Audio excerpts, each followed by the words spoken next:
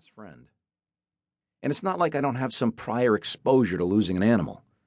My childhood dog, Starsky, a playful black poodle schnauzer mix named after the 1970s TV cop show Starsky and Hutch, bit the dust when I was in 4th grade. Hutch, his sandy-haired Lhasa Apso partner in crime, lived down the street. Coming home one day after school, I found my dad sitting alone at the kitchen table. It was unusual for him to be home so early from work. He broke it to me like a man. "I had to put Starsky down today." "Down?" I replied obliviously. "Down where?" "I took him to the Humane Society. They put him to sleep." "Why? Was he tired?" I said, still not getting it. "No, he was very ill. The doctor said he had a tumor, so that's why he smelled funny. So they euthanized him. He's dead." "What do you mean, dead? You killed Starsky, Dad?" "No, they did it. The humane people. Sorry, kiddo." I recall feeling pretty shook up by the news and somewhat distrustful of my father's account, since Starsky hadn't appeared sick at all to me. But you wouldn't have known it by my reaction then, as I think I just mumbled something, then grabbed a bag of Doritos and scuffled into the other room to go watch the rest of Scooby-Doo.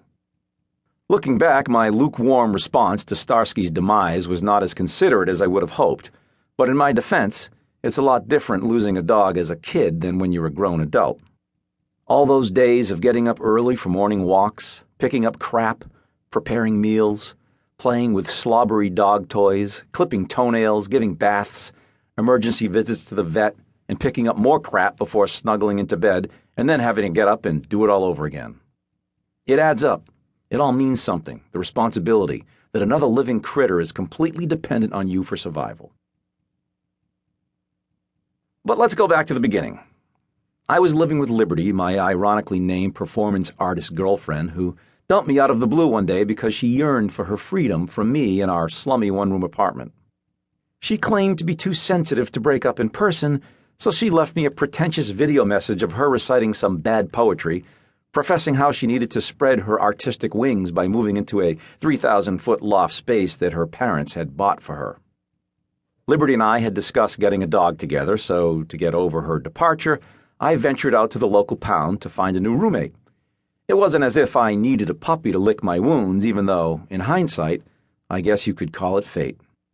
Walking into the ASPCA that day was like entering a maximum security prison. There were wild, untamed dogs of all shapes and sizes, barking and bouncing off walls inside their dank, dimly lit cages. "Pick me! Pick me!" And then I came to the end of the last row and found a dignified little guy just sitting quietly at ease, glaring up at me with a look of contempt. "What took you so long?" This was Pete.